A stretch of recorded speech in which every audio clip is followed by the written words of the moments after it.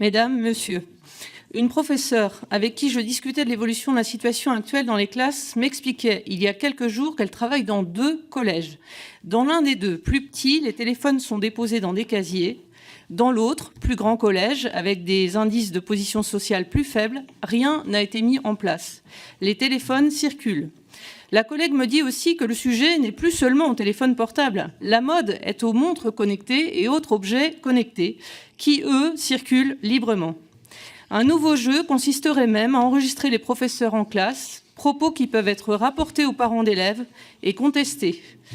La collègue fataliste qui m'interroge au final sur ce qu'on pouvait bien faire là-haut face à une situation qui ne bouge guère, voire se détériore sur le terrain, ajoute « On voit bien que c'est dans les têtes qu'est le problème.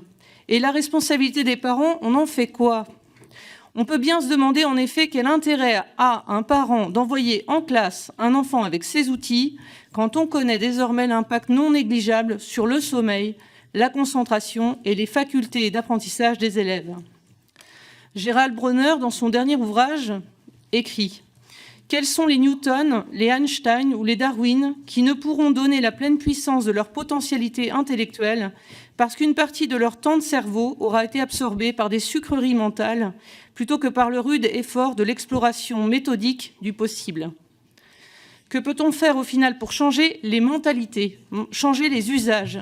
Je crois qu'il y a urgence dans ce domaine. Je pense que les campagnes de prévention ne sont pas assez fortes.